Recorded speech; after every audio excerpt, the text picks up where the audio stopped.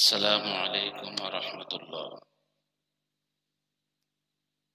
الحمد لله وكفى وسلام على عباده الذين اصطفى أما بعد. أعوذ بالله من الشيطان الرجيم. بسم الله الرحمن الرحيم. أحسب الناس أن يتركوا أن يقولوا آمنا وهم لا يفتنون ولقد فتنا الذين من قبلهم فليعلمن الله الذين صدقوا وليعلمن الكاذبين. فقال رسول الله صلى الله عليه وسلم: عجبت للمؤمن إن أصابه خير حمد الله وشكر فإن أصابته مصيبة حمد الله وصبر فالمؤمن يؤجر في كل أمر أو كما قال عليه الصلاة والسلام। সম্মানীয় দর্শক শ্রোতা, সমস্ত প্রশংসা একমাত্র আল্লাহ তাআলার, যিনি আমাদেরকে সৃষ্টি করেছেন, অস্তিত্বে এনেছেন, অস্তিত্বের স্বাদ আস্বাদন করিয়েছেন। পৃথিবীতে আসার পর বেঁচে থাকার জন্য, বেড়ে ওঠার জন্য যা যা প্রয়োজন তা সময় মতো, পরিমাণ মতো সরবরাহ করেছেন, করে যাচ্ছেন। যার সাহায্যের আমরা সার্বক্ষণিক মুখাপেক্ষী, সেই আল্লাহর দেওয়া অজস্র নিয়ামতের জন্য শুকরিয়াতান সবাই বলি আলহামদুলিল্লাহ।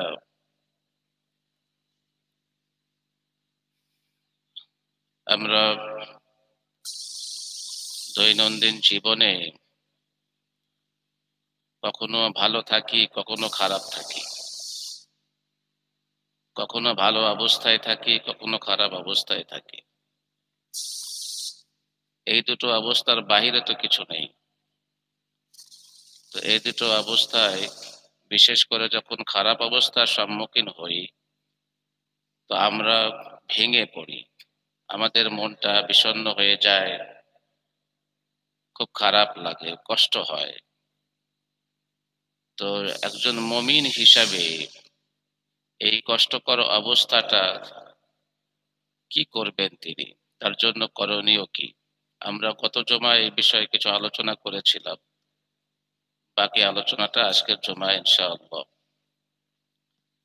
তো প্রথমত, এই ধরনের ক্ষেত্রে আমি একজন মুমিন হিসাবে আমার মুমিনের পরিচয়টাকে স্মরণ রাখব।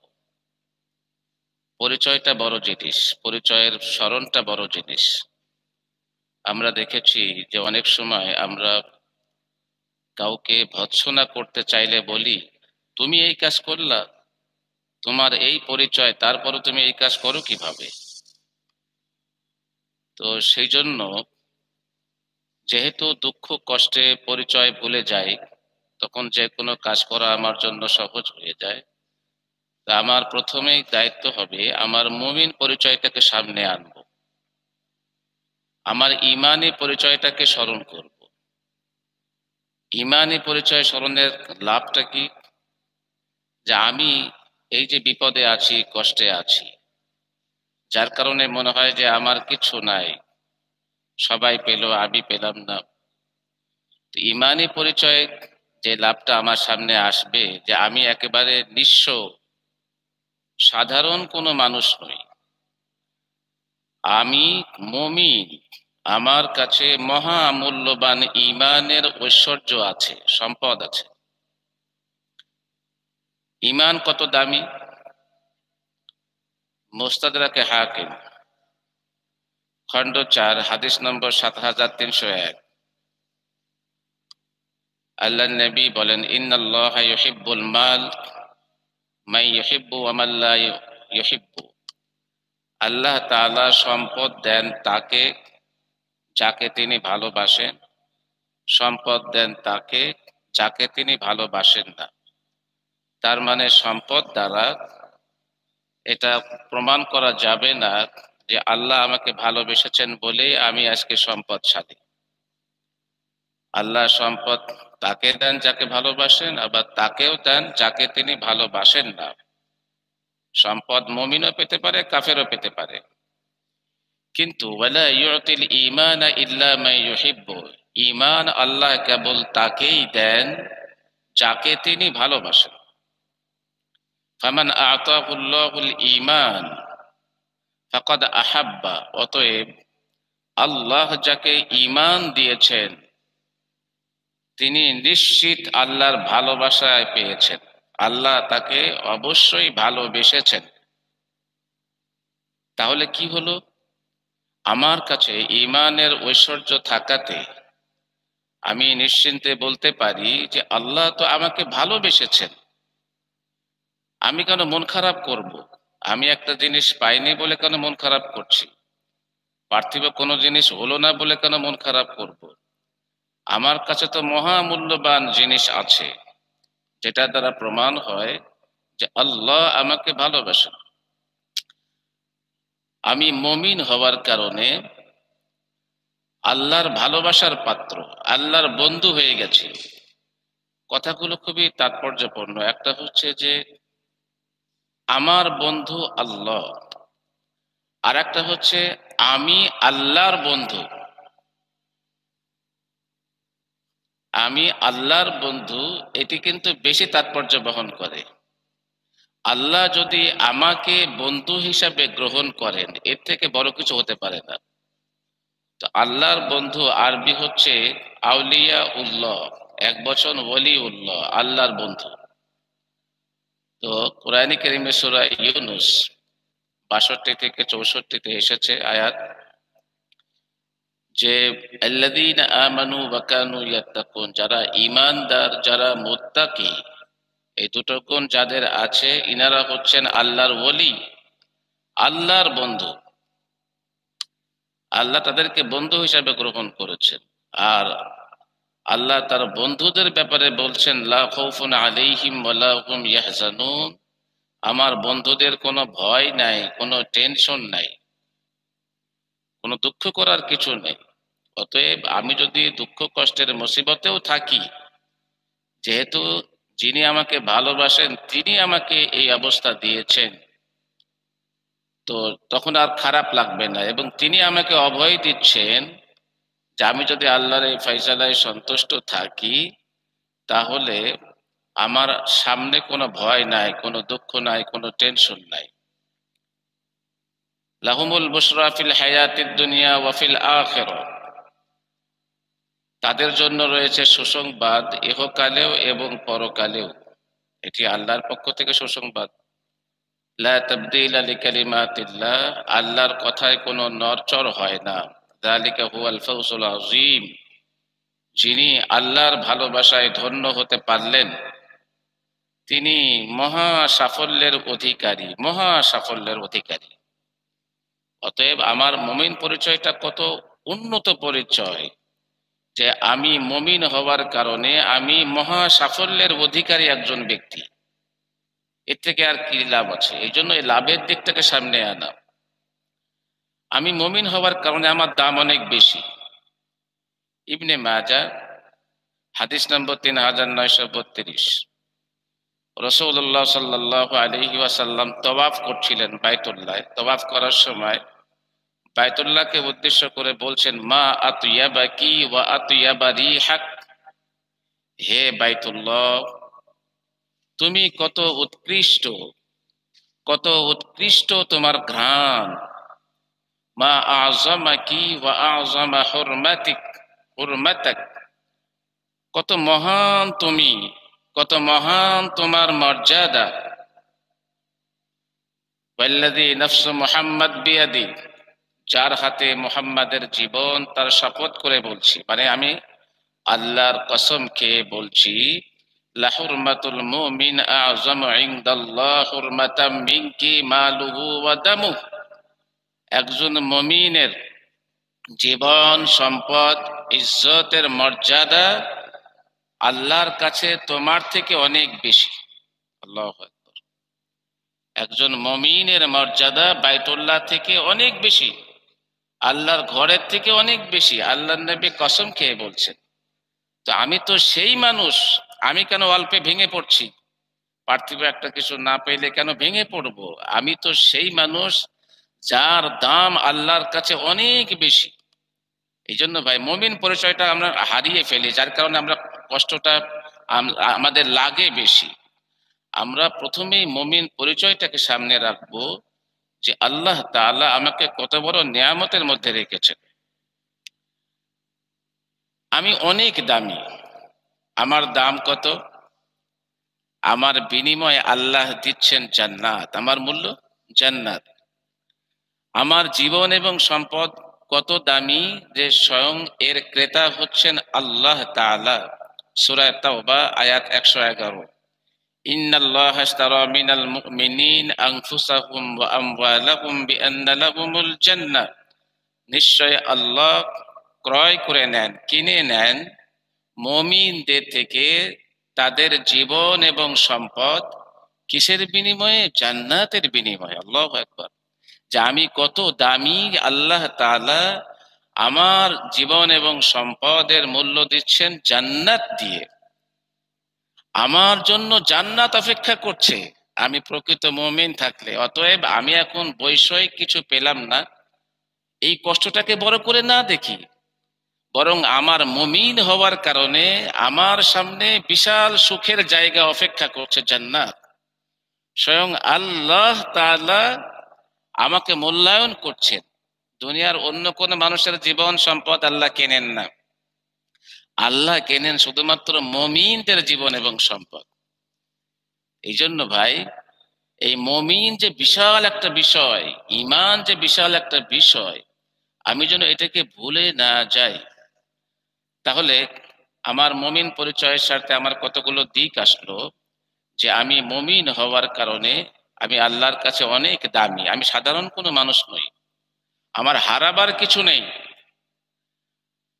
আমি মুমিন হওয়ার কারণে স্বয়ং আল্লাহ আমাকে ভালোবাসেন। আমি মুমিন হওয়ার কারণে স্বয়ং রাসূল সাল্লাল্লাহু আলাইহি ওয়াসাল্লাম আমাকে ঈর্ষণীয় বন্ধু হিসাবে গ্রহণ করছেন। তিরমিজি হাদিস নম্বর 2347। আল্লাহ নবী বলেন, ইন্না আকবাতা আউলিয়াই ইনদি লামুমিন। আমার ঈর্ষণীয় বন্ধু হচ্ছেন একজন মুমিন, একজন ঈমানদার ব্যক্তি। আল্লাহ নবী বলেন, আমার ঈর্ষণীয় বন্ধু, যাকে বন্ধু হিসাবে গ্রহণ করতে ঈর্ষা হয়, আমি গর্ববোধ করি, সেই ব্যক্তির পরিচয় হলো ঈমানদার। কেমন ঈমানদার? খফিফুল হাজ, সাদা মাঠা অবস্থা, দুনিয়াবি পার্থিব তেমন কিছু পাই নাই। জু হাজ্জিম মিনাস সালাহ, না পেলেও সে নামাজের ব্যাপারে যত্নশীল, নামাজের ব্যাপারে সে যত্নশীল। আহসানা ইবাদাতা রব্বি, সে রবের ইবাদত করে অত্যন্ত সুন্দর সুচারু রূপে। ওয়া আতাআহু ফি সিররি, গোপনে নিভৃতেও সে তার মালিকের আনুগত্য করে। এই হলো গুণাবলী। ওয়া কানা গামিজান ফিন নাস, সে মানব সমাজে অখ্যাত, কেউ তাকে চেনে না, কেউ তাকে চেনে না। লা ইশারু ইলাইহি বিল আসাবি, তার দিকে কেউ আঙ্গুল দিয়ে ইশারা করে না, ওই যে লিডার আসছেন, নেতা আসছেন, এমন পর্যায়ের ব্যক্তি না। আর ওয়া কানা রিজকুহু কিফাফান, যার কাছে আছে ন্যূনতম রিজিক বা জীবিকা, যতটুকু না হলেই চলে না, এতটুকু খাদ্য, এতটুকু রিজিক তার আছে। ফাসাবারা আলা যালিক, আর এতেই সে সন্তুষ্ট, সে সবর করে, কোনো অভিযোগ নাই। আল্লাহ নবী বলেন, এই মুমিন হচ্ছে আমার ঈর্ষণীয় বন্ধু। তাহলে দুনিয়াবি আমি কোনো কিছু না পাইলেই যেন আমি ওটাকে বড় করে না দেখি, বরং আমার ঈমানের কারণে এই সাদামাঠা অবস্থা, যেটা মানুষ মূল্যায়ন করছে না, কিন্তু আমার ঈমানের কারণে আল্লাহ রসুল আমাকে বন্ধু হিসাবে, ঈর্ষণীয় বন্ধু হিসাবে ঘোষণা করছেন। এর থেকে সৌভাগ্য আর কি আছে? আর একজন মুমিনের কাছে সর্বাবস্থায় আল্লাহ বড়, আল্লাহ রসুল বড়। আল্লাহ যেমন বন্ধু হিসাবে গ্রহণ করেন, রসুল যেমন তাকে বন্ধু হিসাবে গ্রহণ করছেন, আবার আমি মুমিন হিসাবে আমিও কি করি? আমি আল্লাহকে সবচেয়ে বেশি ভালোবাসি। সূরা বাকারা ওয়াল্লাযীনা আমানু আশাদ্দু হুব্বান লিল্লাহ, মুমিনগণ আল্লাহকে সবচেয়ে বেশি ভালোবাসেন, সবচেয়ে বেশি। মুমিনগণ আল্লাহ রাসূলকে নিজের জীবনের থেকেও বেশি ভালোবাসেন। সূরা আহজাব, আন-নাবিয়্যু আওলা বিল মুমিনিনা মিন আনফুসিহিম, নিজের জীবনের থেকেও একজন মুমিনের কাছে রাসূলের গুরুত্ব বেশি। তো আল্লাহ এবং তার রাসূল একজন মুমিনের কাছে সর্বাধিক অগ্রগণ্য। সুখে থাকুক দুঃখে থাকুক, আল্লাহ এবং তার রাসূলের বিষয়টি থেকে সে কখনো সরে যায় না। এখন দেখুন, সুখ এবং দুঃখ এটা হচ্ছে আপেক্ষিক, সাময়িক, কিন্তু আল্লাহর হুকুম পালনটা হলো এটা অবারিত, এটা সাময়িক না। অর্থাৎ আপনার সুখ আজ আছে কাল নাও থাকতে পারে, দুঃখ আজ আছে কাল থাকবে না, কিন্তু এই দু অবস্থাতেই আল্লাহর হুকুম পালনের সুযোগ আছে, মালিকের সাথে সম্পর্ক বজায় রাখার সুযোগ আছে। হাদিসে আসছে তুমি নামাজ দাঁড়িয়ে পড়বে, এটা সুস্থ অবস্থা, ভালো অবস্থা। দাঁড়িয়ে পড়তে না পারলে বসে পড়ো, বসে না পারলে শুয়ে পড়ো। তার মানে কি, ভালো অবস্থাতেও আল্লাহর হুকুম পালন, আবার মন্দ অবস্থাতেও আল্লাহর হুকুম পালনের সুযোগ। তা আমি যদি এই দুটো অবস্থাতেই আমার মালিকের সাথে, আমার বন্ধুর সাথে সুসম্পর্ক বজায় রাখি, তাহলে লাভ কি? লাভটা হচ্ছে লা খাউফুন আলাইহিম ওয়ালা হুম ইয়াহজানুন, তার জন্য আগামীতে আর কোনো টেনশন নাই, কোনো দুঃখ নাই, কোনো ভয় নাই। আর তার জন্য সুসংবাদ রয়েছে ইহকালেও এবং পরকালেও। আর বড় পুরস্কার কি? আল্লাহু আকবার। ইন্নাল্লাযীনা ক্বালু রাব্বুনাল্লাহ, যারা বলে আমাদের রব আল্লাহ, আমার প্রেমাস্পদ আল্লাহ, সুখে হোক দুঃখে হোক কোনো অবস্থাতেই আল্লাহকে ছাড়ে না, আল্লাহর বিধানকে ছাড়ে না। সুম্মাস্তাকামু, সে আল্লাহকে আঁকড়ে ধরেছে, একেবারে অটল অবিচল আল্লাহতে। তো এর লাভটা কি? তাতানাজ্জালু আলাইহিমুল মালাইকা, মৃত্যুর সময় ফেরেশতারা তার কাছে আসবে। এখন তো ফেরেশতা দেখি না, মৃত্যুর সময় ফেরেশতা আসবে, এসে কি বলবে? তাতানাজ্জালু আলাইহিমুল মালাইকা, বলবে আল্লা তাখাফু ওয়া লা তাহজানু, তোমার আর কোনো ভয় নাই, আর কোনো টেনশন নাই। আল্লাহু আকবার। ওয়া আবশিরু বিল জান্নাতিল্লাতী কুনতুম তুআদুন, আমরা তোমার কাছে এসেছি জান্নাতের সুসংবাদ দিতে, যেই জান্নাতের ওয়াদা করা হয়েছিল, আমরা এখন তোমাকে জান্নাতের সুসংবাদ দিতে এসেছি। চিন্তা করতে পারেন এই ব্যক্তি কত বড় ভাগ্যবান। তারপরে বলছেন নাহনু আউলিয়াউকুম ফিল হায়াতিদ দুনিয়া ওয়া ফিল আখিরাহ, আমরা ইহকালেও তোমার বন্ধু ছিলাম, তুমি দেখতে পাও নাই, পরকালেও তোমার বন্ধু হয়ে আছি, তুমি একাকী নও। আল্লাহু আকবার। ফেরেশতার সঙ্গ পাওয়া যাবে, আমরা ইহকালেও তোমার বন্ধু, পরকালেও বন্ধু। আর যে জান্নাতের সুসংবাদ শোনাচ্ছি, লাকুম ফিহা মা তাশতাহি আনফুসুকুম, তুমি তো দুনিয়াতে অনেক কিছু পাও নাই, মনে কষ্ট আছে, আমরা যে জান্নাতের সুসংবাদ দিচ্ছি ওখানে তোমার মনের সকল চাওয়া পূর্ণ করা হবে। আল্লাহু আকবার। কোনো অপ্রাপ্তি থাকবে না, সব চাওয়া, তোমার মন যা চাইবে সেখানে তার ব্যবস্থা আছে। ওয়ালাকুম ফিহা মা তাদদাউন, তোমরা যা দাবি করবে তাই আল্লাহ দিবেন। সেই জিনিস তোমার সামনে এখন অপেক্ষা করছে। আচ্ছা বলেন দেখি, দুনিয়াতে এখন কোনো একটা জিনিস পাইলাম না, এটাকে কেন বড় করে দেখছি? বরং আমি এই অবস্থাতেও প্রকৃত মুমিন হয়ে থাকতে পারলাম কিনা, এটা হচ্ছে বড় ব্যাপার। এটাকে যদি ধরে রাখতে পারি আলহামদুলিল্লাহ, তো আমার জন্য বিশাল পুরস্কার। এমন জান্নাত, যে জান্নাতে অপ্রাপ্তি বলে কিছু থাকবে না। নজুলাম মিন গফুরির রহিম, ফেরেশতা বলবেন এটা দয়াময় আল্লাহর পক্ষ থেকে আতিথেয়তা, তোমার সম্মানে আমরা তোমার জীবদ্দশাতে এই বিষয়টা জানিয়ে দিতে এসেছি। এই জন্য ভাই, কোনো দুঃখ কষ্টে ভেঙে পড়বো না, কোনোভাবেই না, বরং এই অবস্থাতেও আমি আমার মালিকের সাথে সুসম্পর্ক বজায় রাখবো। আল্লাহু আকবার। তো দুঃখ কষ্টের পরীক্ষায় আমরা কি করব? প্রথমত আমার মুমিনের পরিচয়টাকে সামনে রাখবো। আচ্ছা, এরপরে আমি আমার ভাবনার জগৎটাকে সামনে নিয়ে আসি। সেই ভাবনার জগৎটা কি? যে এই যে কষ্ট আসলো আমার জীবনে, এটি আল্লাহর পক্ষ থেকে, এটি আল্লাহ নির্ধারণ করেছেন আগেই। আমি এখন জানি না, কোরআনে কারীম আমাকে জানিয়ে দিচ্ছে মা আসাবা মিন মুসিবাতিন ফিল আরদি ওয়ালা ফি আনফুসিকুম ইল্লা ফি কিতাবিম মিন ক্বাবলি আন নাবরাহা। এই দুনিয়াতে এবং পার্থিব বিষয়ে তোমাদের যে মুসিবত, যে কষ্ট আসে, আমি আল্লাহ জমিন সৃষ্টির আগেই তা লিখে রাখছি, নির্ধারণ করে রাখছি। এটা তুমি পাবা না, এটা তোমাকে দেওয়া হবে না, এটা আমার নির্ধারণ। এবং ইন্না যালিকা আলাল্লাহি ইয়াসির, এই কাজটা আমার জন্য সহজ। এখন তোমাদের জানাচ্ছি কেন? লিকাইলা তাসাউ আলা মা ফাতাকুম, যাতে করে যেটা পাও নাই, যেটা আসে নাই, ধরা দেয় নাই, সেই জন্য যাতে তুমি আক্ষেপ না করো, কষ্ট না পাও, দুঃখ না করো, সেই জন্য বিষয়টা আল্লাহ বলেন আমি জানাচ্ছি, এটা আমিই রাখিনি। এবং এর মধ্যেও তোমার কল্যাণ আছে, এখন বুঝবা না, পরকালে বুঝবা, পরে বুঝবা, এখন বুঝে আসবে না। কোনো দুঃখই প্রথমত বুঝে আসে না, খুব কষ্টই দেয়।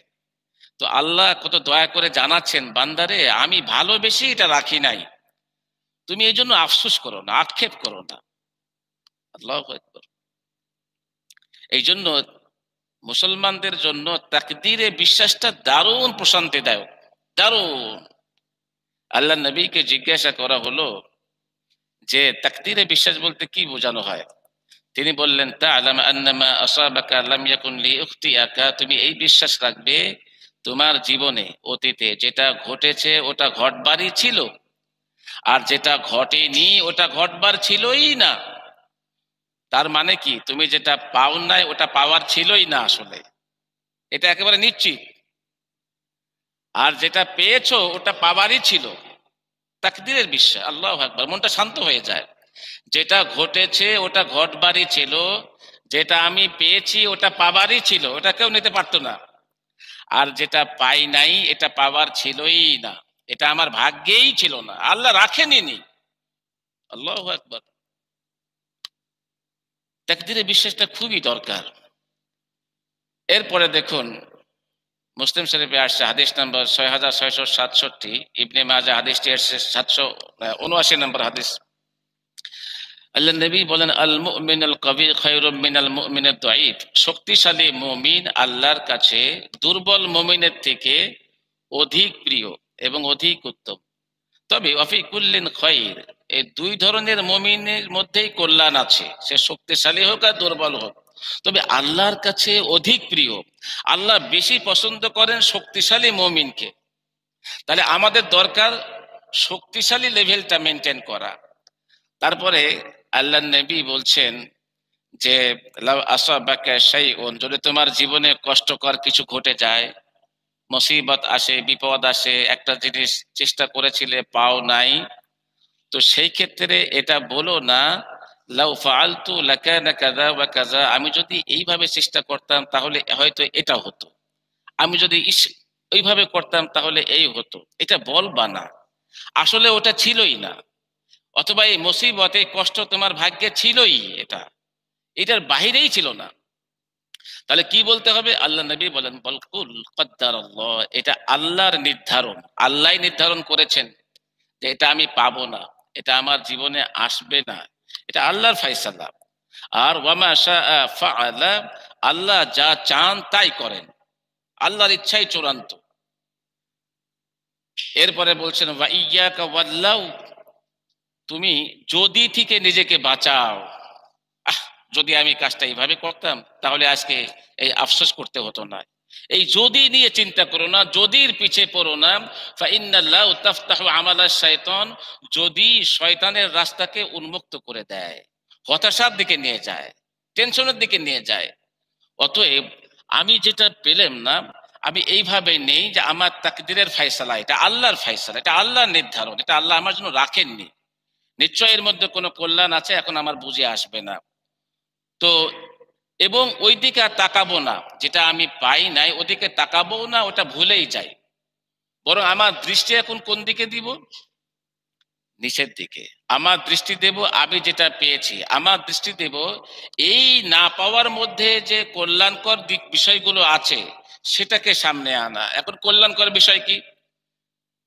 কল্যাণকর বিষয় হচ্ছে ইদা আহাব্বা কওমান ইবতালাহুম, আল্লাহ যাদেরকে ভালোবাসেন তাদেরকে কষ্ট দেন, কষ্টের পরীক্ষা ফেলেন। তাহলে বোঝা গেল যে আমি যে কষ্টে আছি এর মধ্যে আল্লাহর ভালোবাসা নিহিত আছে। আল্লাহ আমাকে পছন্দ করেন দারুণ ভাবে। এই পছন্দেরই একটা দিক হচ্ছে আল্লাহ একটু কষ্ট দিয়ে পরীক্ষা করছেন, এই আল্লাহর ভালোবাসাটাকে সামনে আনি। আমরা অনেক সময় মানসিকভাবে ভেঙে পড়ি যে আল্লাহ মনে হয় আমাদের পছন্দ করেন না, তা না হলে পেলাম না কেন, তা না হলে এই কষ্ট কেন হলো, এইভাবে না দেখে বরং আল্লাহ নিশ্চয় আমাকে ভালোবাসেন, আর ভালোবাসেন বলেই আল্লাহ আমার পরীক্ষাটা নিচ্ছেন। আমরা যেই স্বর্ণটাকে ভালোবাসি এবং চাই ওর মানটা বাড়ায় ও অলংকারের রূপ পাক, যে লোহাটার ব্যাপারে আমি ইচ্ছা করি এই লোহাটা উন্নত অবস্থায় যাক, সে যেন একটা হাতিয়ার হিসাবে মানুষের বেশি কল্যাণে আসতে পারে, তখন আমরা কি করি, ওই লোহা এবং স্বর্ণকে আগুনের টাচে দেই এবং পিটুনি দিই। তো যিনি করছেন তার উদ্দেশ্য কিন্তু লোহাকে স্বর্ণকে নষ্ট করা না, বরং ওর মানটাকে বাড়ানো। যদিও বাহ্যিকভাবে মনে হবে লোহাকে কষ্ট দেওয়া হচ্ছে, আগুনের কষ্ট, পিটানো হচ্ছে এটা একটা কষ্ট, স্বর্ণকে কষ্ট দেওয়া হচ্ছে এটা বাহ্যিকভাবে মনে হবে, কিন্তু প্রকৃতপক্ষে ওর মানটাকে বাড়ানো হচ্ছে, উন্নত অবস্থা দেওয়া হচ্ছে। তো আল্লাহ তাআলা যার কল্যাণ চান, যাকে তিনি ভালোবাসেন, তাকেই তিনি বিপদ দিয়ে কষ্ট দিয়ে পরীক্ষা করে উন্নত অবস্থা দেন। এরপর আল্লাহ নবী কি বলছেন, ফামান রাদিয়া ফালাহুর রিদা, যে ব্যক্তি আল্লাহর এই কষ্ট দেওয়ার পরীক্ষায় সন্তুষ্ট হতে পারবে যে আমার মালিক আমাকে কষ্ট দিচ্ছেন আমাকে উন্নত অবস্থায় নেওয়ার জন্য, তো আল্লাহ ওই ব্যক্তির প্রতি রাজি হয়ে যাবেন, সন্তুষ্ট হবেন। ওয়ামান সাখিত, আর যে ব্যক্তি অসন্তুষ্ট হবে, আল্লাহ তুমি এটা কি করলা, তুমি কেন আমারে কষ্ট দিচ্ছ, আমরা কিন্তু এটা করি অনেক সময়, অভিযোগ করি বেশি, তো আল্লাহ তার প্রতি নাখোশ হয়ে যান, অসন্তুষ্ট হন। আল্লাহ বলেন তোরে চাইলাম উন্নত করতে আর তুই চাস না। ডাক্তাররা রোগীকে কি বলে, সব রোগীকে বলে না, কোন কোন রোগীকে বলে তোমার অপারেশন লাগবে, একটা অঙ্গ কাটতে হবে। আসলে কেন চাচ্ছেন, তাকে উন্নত অবস্থা দিতে চাচ্ছেন, কিন্তু মা বাবা মনে করে যে না, অথবা সন্তান মনে করে যে এই কাটাকাটিতে আমার কষ্ট হবে, এই কষ্টকর দিকটাকে সামনে এনে যদি আমরা অপারেশন করতে না দেই, তাহলে কিন্তু ওকে আরো মেরে ফেলা হবে, আরো ক্ষতির দিকে নেওয়া হবে। এই জন্য অপারেশন বাহ্যিকভাবে কষ্টকর হলেও ওর মধ্যে একটা বিশাল কল্যাণের দিক আছে। আল্লাহ তাআলাও যখন মানুষকে কষ্টের পরীক্ষা দেন, আল্লাহ চান বান্দাকে গুনাহ মুক্ত করতে, কালিমা মুক্ত করতে, তাকে উন্নত অবস্থা দিতে। তো সেই জন্য আমার দায়িত্ব হবে মুমিন হিসাবে আমি আল্লাহর এই ফয়সালায় সন্তুষ্ট, আলহামদুলিল্লাহ। এরপরে আসছে যে ইন্না ইজামাল জাযা মা ইজামিল বালা, ওই হাদিসে শুরু হয়েছে এইভাবে, ইদা আরাদাল্লাহু বিআবদিহিল খায়রা আজ্জালাল্লাহু লাহুল উকুবা ফিদ দুনিয়া, আল্লাহ যেই বান্দার কল্যাণ চান তাকে দুনিয়াতেই কষ্ট দেন। আল্লাহ যেই বান্দার কল্যাণ চান তাকে দুনিয়াতেই কষ্ট দেন, কষ্ট দিয়ে তাকে উন্নত অবস্থায় নিয়ে আসেন। তার গুনাহ ছিল, গুনাহ আল্লাহ মাফ করে দেন, তার মর্যাদা বাড়িয়ে দেন। কিন্তু আল্লাহ যার কল্যাণ চান না তাকে তিনি দুনিয়ায় কষ্ট দেন না, তাকে ধরবেন পরকালে। এরপরে আসছে ইন্না ইজামাল জাযা মা ইজামিল বালা, যেই পরীক্ষায় কষ্ট বেশি আল্লাহ এর বিনিময় রেখেছেন বেশি, আল্লাহু আকবার। তো যেই মুসিবতে, যেই বিপদে, যেই পরীক্ষায় আমার কষ্টটা বেশি হবে, আল্লাহ নবী বলছেন যে আল্লাহর কাছে এর মর্যাদা অনেক বেশি। মেট্রিক পরীক্ষায় আমরা তিন ধরনের ছাত্র পাই, কেউ আর্টস থেকে, কেউ কমার্স, কেউ সায়েন্স থেকে। স্বাভাবিকভাবে আমরা জানি সায়েন্স কত কষ্টকর জায়গা, অনেক পড়াশোনা করতে হয়, কিন্তু কষ্ট হলো এখান থেকে পাশ করলে চাকরির ক্ষেত্র বেশি, এর দাম বেশি। তো যেই কাজে কষ্ট বেশি সেই কাজের পারিশ্রমিক বেশি। আল্লাহ নবী বলছেন যেই পরীক্ষায় কষ্ট হবে বেশি সেই পরীক্ষায় বিনিময় দেওয়া হবে সবচেয়ে বেশি। অতএব আমি যখন কোনো মুসিবতে পড়বো, এই লাভের দিকটা সামনে আনবো যে আল্লাহ তাআলা আমার জন্য এর বিনিময়ে বিশাল কিছু রেখেছেন ইনশাআল্লাহ, তাহলে আর আমার কষ্ট থাকবে না, ওই লাভটাকে সামনে আনবো ইনশাআল্লাহ। এখন আসি, যখন কোনো মুসিবতের পরীক্ষা শুরু হয়ে যায়, তো সেই ক্ষেত্রে আমার করণীয় ভাবনা এবং আমলটা কি হওয়া উচিত, যদিও কিছুটা চলে আসছে। তো ভাবনা হলো যে সেটা আমরা শুরুই করেছিলাম, যে তাকদিরে নিজেকে ন্যস্ত করা, যে আল্লাহ তাআলা আমার জন্য এটাই রেখেছিলেন, বাস মনটা দেখবেন শান্ত হয়ে যাবে। আর পাশাপাশি আমি কি করব, সবর করব। সবর মানে স্বাভাবিক থাকা, সেলফ কন্ট্রোল, নিজেকে নিয়ন্ত্রণে রাখা, একেবারে স্বাভাবিক হয়ে যাওয়া। আল্লাহর ফয়সালায় আমি সন্তুষ্টি প্রকাশ করব, কোন রকম যেন কোনো অভিযোগ না থাকে। সবরের দ্বারা লাভ কি? কোরআনে কারিমে আল্লাহ তাআলা খুব জোর দিয়ে বলছেন, তুমি যদি মুমিন হয়ে থাকো, তা তোমাকেই বলছি, ইয়া আইয়ুহাল্লাযীনা আমানু, হে মুমিনগণ, ইস্তাঈনু বিস-সাবরি ওয়াস-সালাহ, যে কোনো মুসিবতে, যে কোনো কষ্টকর অবস্থায় তোমরা সাহায্য চাইবে সবরের মাধ্যমে। তারপরে সালাতের কথা আসছে। আবার কনক্লুশন হচ্ছে ইন্নাল্লাহা মাআল মুসাল্লিন বলা হয়নি, ইন্নাল্লাহা মাআস সাবিরিন। যারা সবর অবলম্বন করতে পারবে আল্লাহ তাদের সাথে আছেন। আল্লাহু আকবার।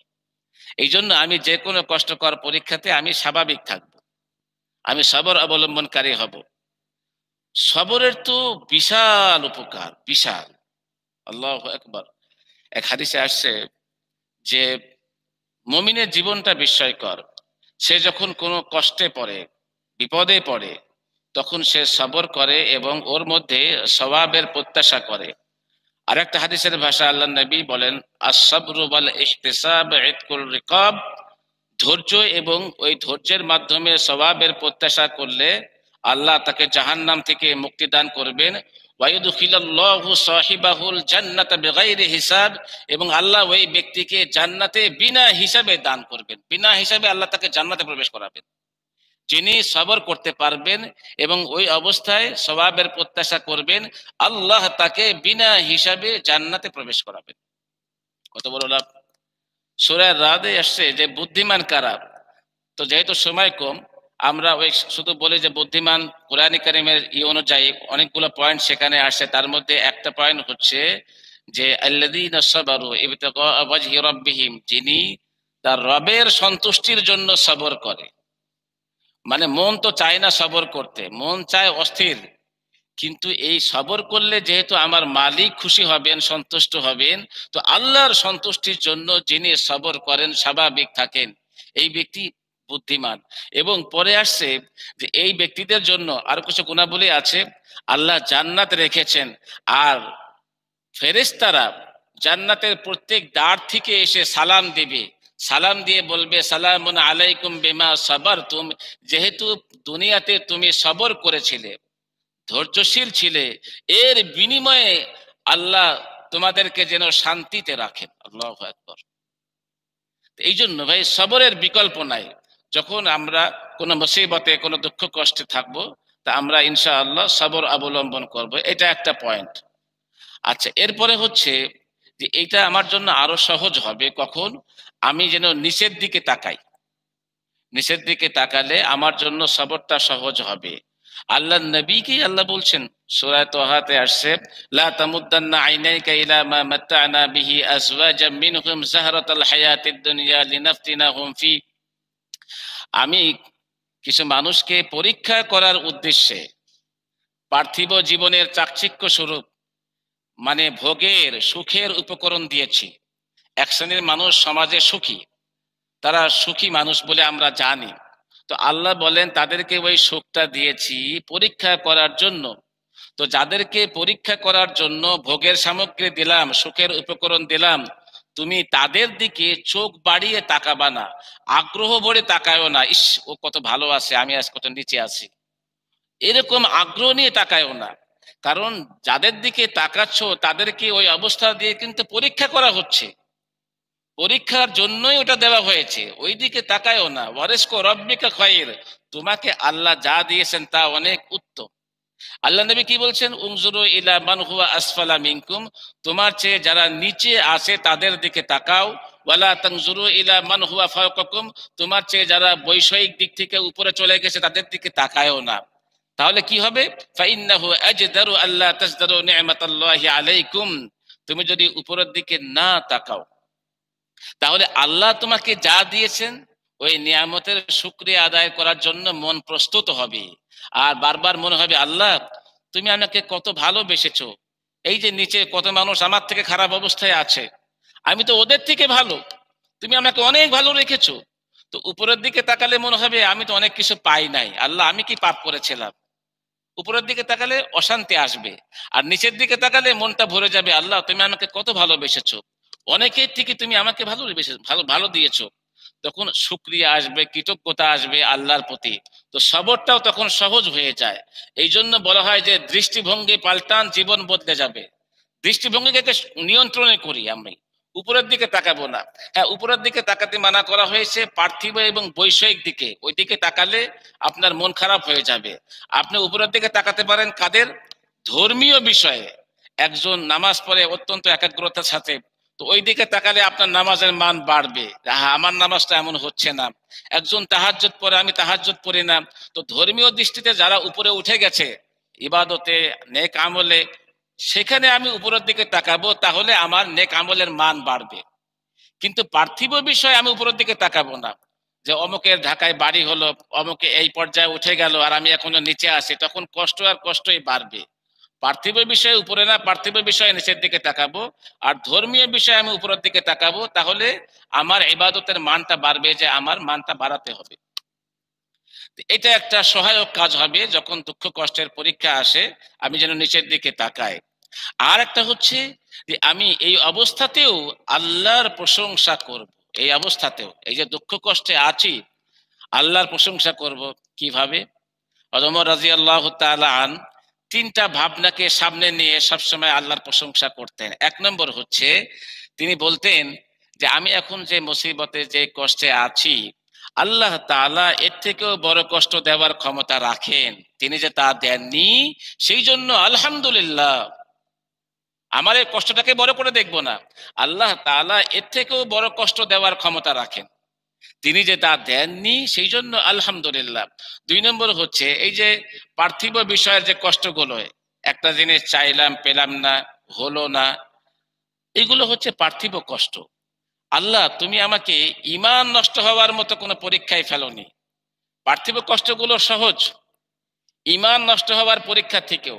পার্থিব পরীক্ষাগুলো, পার্থিব কষ্টের পরীক্ষাগুলো মানে ঈমানের জন্য সহজ, কিন্তু কিছু পরীক্ষা থাকে ঈমান নষ্ট হওয়ার মতো। উনি বলতেন যে আল্লাহ, আমার সন্তান অসুস্থ হয়েছে, বা আমি অসুস্থ হয়েছি, অথবা আমাদের কোনো সম্পদের ক্ষতির দিক এসে গেছে, এগুলো সবই হচ্ছে পার্থিব ক্ষতি। এটা কম এবং দুর্বল ক্ষতি, তুমি যে আমাকে ঈমান নষ্ট হওয়ার মতো পরীক্ষা নাও নেই, সেই জন্য আলহামদুলিল্লাহ। আর তিন নম্বর হচ্ছে, একজন মুমিনের জীবনে যেই কষ্টই আসুক, আল্লাহ তার নিশ্চিত বিনিময় রেখেছেন, নিশ্চিত, একটাও বিনিময় শূন্য না। পরকালে বুঝে আসবে যে আপনার যে জ্বর হয়েছিল, সেই জন্য আপনাকে এই মর্যাদা দেওয়া হয়েছে। আপনি যে ওই যে অমুক বছরে মনে কষ্ট পেয়েছিলেন, সেই জন্য আল্লাহ এই জান্নাত রেখেছেন। তখন মনে হবে কি, আল্লাহ সারা জীবন কেন অসুখে থাকে নাই, সারা জীবন কেন মুসিবতে থাকি নাই, এত মূল্য এই বিপদ আপদের, আগে তো বুঝি নাই, আমাদের জ্ঞান কম। তো একজন মুমিনের জীবনে যেই কষ্টই আসুক, একটাও যেহেতু বিনিময় শূন্য না, প্রত্যেকটির জন্য আল্লাহ বিনিময় রেখেছেন, সেই জন্য ওমর বলেন, এই জন্য আবারও আলহামদুলিল্লাহ, আবারও আলহামদুলিল্লাহ। এই জন্য আল্লাহ রসুল বলেন, হাজিব তুলিল মুমিন, মুমিনের জীবনটা বড়ই বিস্ময়কর, এটা মুমিনই পারে, আর কেউ পারবে না। ইন আসাবাহু খাইর হামিদাল্লাহ ওয়া শাকারা, তার যদি সুখ আসে, সুখের উপকরণ পেয়ে যায়, আনন্দের উপকরণ পায়, তো বলে আলহামদুলিল্লাহ ওয়া শাকারা, এবং শুকরিয়া আদায় করে। ওয়াইন আসাবাতুহু মুসিবা, কিন্তু তার জীবনে যদি মুসিবত আসে, কষ্টকর কিছু ঘটে যায়, সে তখনও বলে হামিদাল্লাহ, আলহামদুলিল্লাহ। ভাই কেমন আছেন? আলহামদুলিল্লাহ, ভালো আছি। এটা মুমিন বলতে পারে, প্রচন্ড কষ্টের মধ্যেও বলতে পারে আলহামদুলিল্লাহ। ওয়া সাবারা, এবং সবর করে, স্বাভাবিক থাকবে। ফাল মুমিন ইউজারু ফি কুল্লি আমরি, একজন মুমিন সর্বাবস্থায় পুরস্কৃত হয়, সে বিনিময় পায়। একটা অবস্থাতেও সে বিনিময় শূন্য থাকে না, যদি সে প্রকৃত মুমিন হতে পারে। কারণ তাকে সুখের উপকরণ অহংকারী বানায় না, আবার দুঃখের উপকরণ আল্লাহ থেকে তাকে বিমুখ করে দেয় না, সে সর্বাবস্থায় আল্লাহমুখী থাকে। আলহামদুলিল্লাহ। এই জন্য নাসাই শরীফের একটা হাদিস, হাদিস নম্বর 1843, সেখানে হাদিসের শেষ একটা বাক্য আসছে, আল্লাহ নবী বলেন, আল মুমিন বিখাইরিন আলা কুল্লি হাল, একজন মুমিন সর্বাবস্থায় ভালো থাকে, সর্বাবস্থায় ভালো। তারপরে বলছেন যে তুমসাউ নাফসুহু মিন জাবিনাইহি, তার পার্শ্ব থেকে আত্মা বের করে নেওয়া হচ্ছে, মানে মারা যাচ্ছে, এমন সময় ওয়াহুয়া ইয়াহমাদুল্লাহ, সে আল্লাহর প্রশংসা করে, বলে আলহামদুলিল্লাহ, আল্লাহু আকবার। একজন মুমিনের জীবন বের হয়ে যাচ্ছে, তখনও যদি বলা হয় ভাই কেমন আছেন, তো মুমিন বলতে পারে আলহামদুলিল্লাহ, আল্লাহু আকবার। এটা আর কেউ পারবে না। তো ভাই আমি যদি সত্যিকারে মুমিন হই আমার তো লস নাই। আল্লাহ, আমি যদি এভাবে আল্লাহমুখী হতে পারি, দুঃখের মধ্যেও আল্লাহর প্রশংসা করতে পারি, লাভ কি জানেন? এক নম্বর হচ্ছে প্রকৃত মুমিন হিসাবে আমি গণ্য হয়ে গেলাম, যেটা ইতিপূর্বে হাদিসটা বললাম যে সর্বাবস্থায় একজন মুমিন আল্লাহর প্রশংসা করে। আর দুই নম্বর হচ্ছে আল্লাহর নবী ব্যাপারে আগের আসমানি কিতাবে যতগুলো ভবিষ্যৎবাণী করা হয়েছে তার মধ্যে একটা পয়েন্ট হচ্ছে এই নবীর উম্মতের বৈশিষ্ট্য কি, আল হাম্মাদুন, এরা অধিক আল্লাহর প্রশংসাকারী হবে।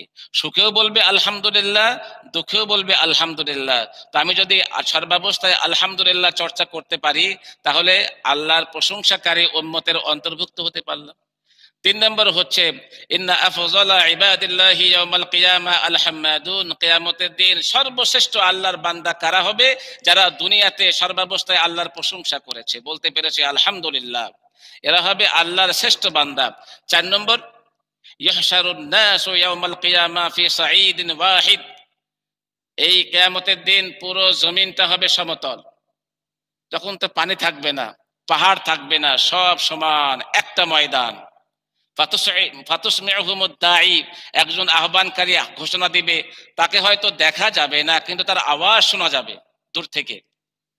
ফায়ুনাদি মুনাদিন, একজন ঘোষক ঘোষণা করবে। কি ঘোষণা করবে?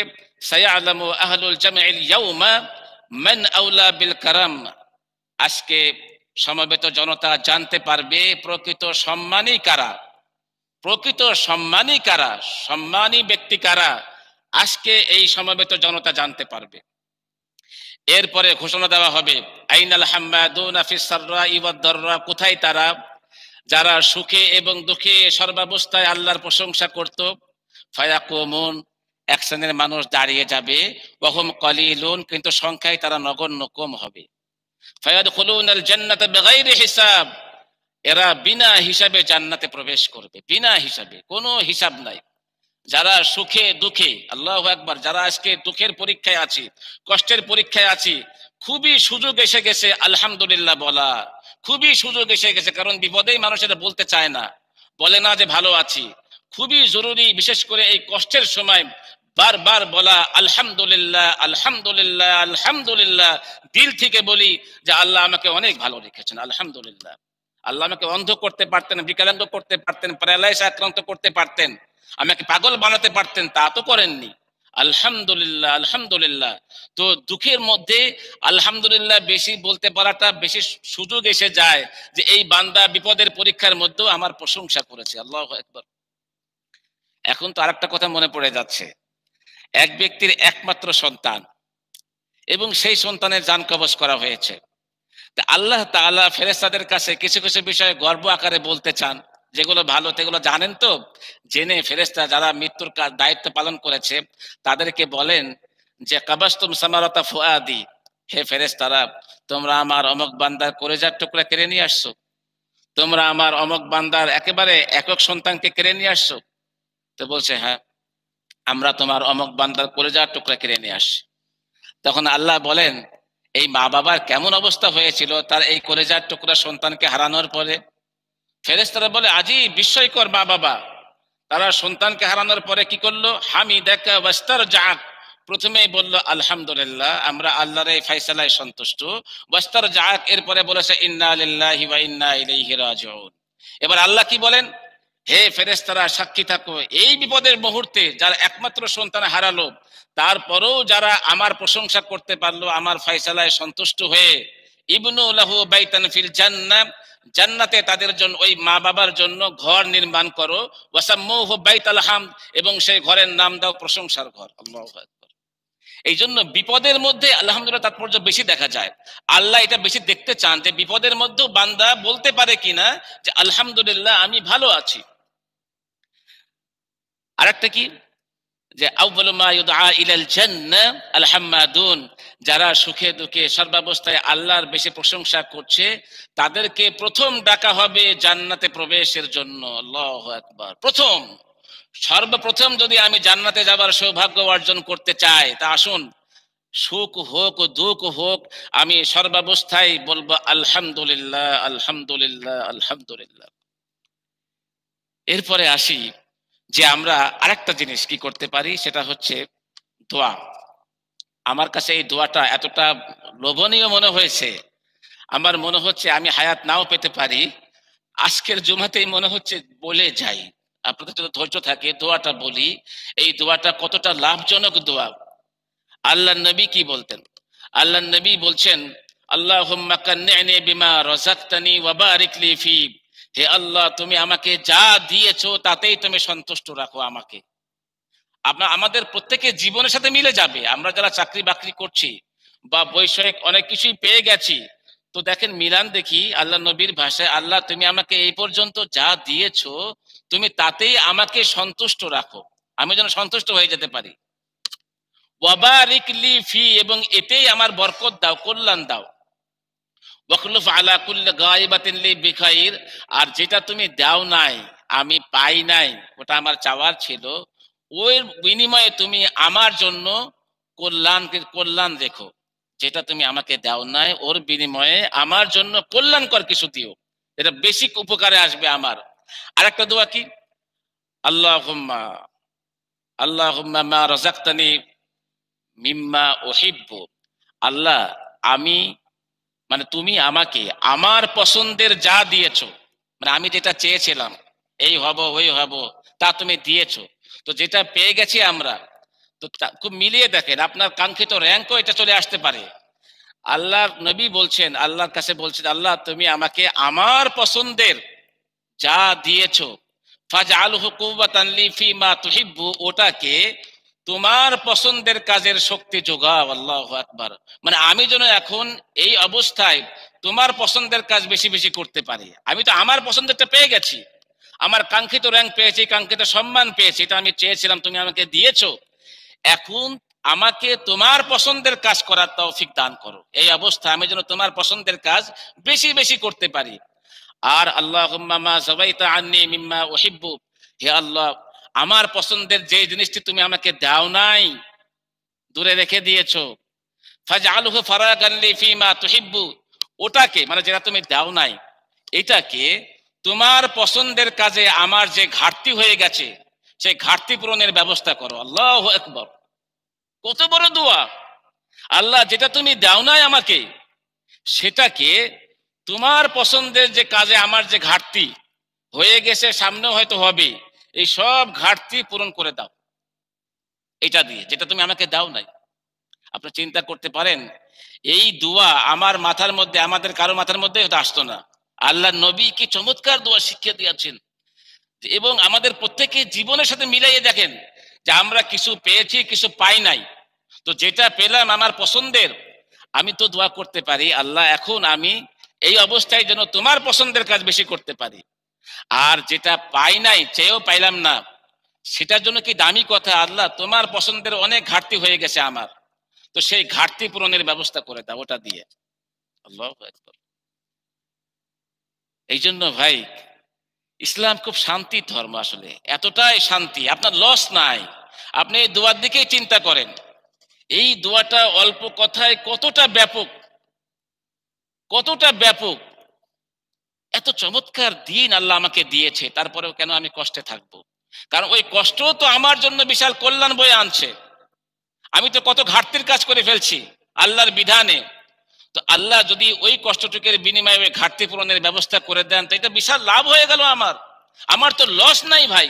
এই জন্য আল্লাহর ওয়াস্তে আমরা দ্বীনের সাথে সম্পর্ক রাখবো বেশি, তাহলে ইনশাআল্লাহ আমার জীবনে কষ্ট আসবে, তবে কষ্ট দীর্ঘ হবে না।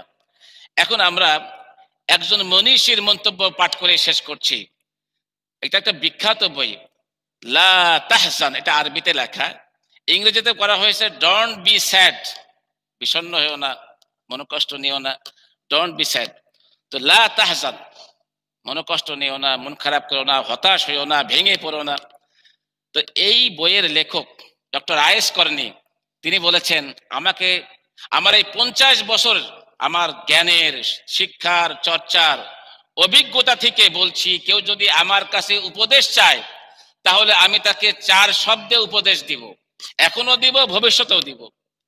1 নম্বর হচ্ছে লা তাহজান, বলবো অতীতে যেটা হয়ে গেছে, যে কষ্টকর কিছু হয়েছে, এই জন্য ভেঙে পড়বেন না। ভেঙে পড়বেন না, হতাশ হবেন না। 1 নম্বর। ওয়ালা তাখাফ, এবং ভয় পাবেন না, ভবিষ্যতে কি হবে না হবে আতঙ্কিত হবেন না, আল্লাহর পর ছেড়ে দিন। 3 নম্বর, লা তাগজাব, ক্রুদ্ধ হবেন না, রেগে যাবেন না। আর 4 নম্বর হচ্ছে লা তাসখাত, অতীতের কোন বিষয়ের জন্য আপনি রেগে যাবে আহ, অসন্তুষ্ট হবেন না, মানে আল্লাহর ফয়সালায় আপনি অসন্তুষ্ট হবেন না। কত বড় মূল্যবান বিষয়, 4 শব্দ। একটা হচ্ছে আপনি হতাশ হবেন না। দ্বিতীয়, ভবিষ্যতের ব্যাপারে আপনি আতঙ্কিত হবেন না, যে ভবিষ্যতে কি হবে, এখন আমার কি হবে, হায় হায়, এই আতঙ্ক দরকার নেই। আর 3 নম্বর হচ্ছে রেগে যেন না, ক্রুদ্ধ হবেন না, রাগ সাংঘাতিক ক্ষতিকর। আর 4 নম্বর হচ্ছে যে আপনি অসন্তুষ্ট হয়েন না, আল্লাহর ফয়সালায় বা অতীতের একটা বিষয়ে অসন্তুষ্ট হয়েন না, আপনি মেনে নেন, সন্তুষ্ট হয়ে যান। আল্লাহ নবী বলেন, কাদ আফলাহা, সফল তো সেই ব্যক্তি, মান আসলামা, যিনি মুসলিম হবার সৌভাগ্য লাভ করেছেন। তারপরে ওয়ারযাকা কিফাফান, যতটুকু খাদ্য হলে তার দিন চলে, অতটুকু রিজিক বা খাদ্য তার আছে। ওয়াকান্নাহুল্লাহু বিমা আতাহু, আর আল্লাহ তাকে যা দিয়েছেন তাতেই সে সন্তুষ্ট হতে পেরেছে। আল্লাহ নবী বলেন এই ব্যক্তি হচ্ছে সফল, এই ব্যক্তি হচ্ছে সফল। তো আলহামদুলিল্লাহ আমরা প্রত্যেকেই সফল, আমাদের কাছে আল্লাহর বিরাট ঐশ্বর্য আছে।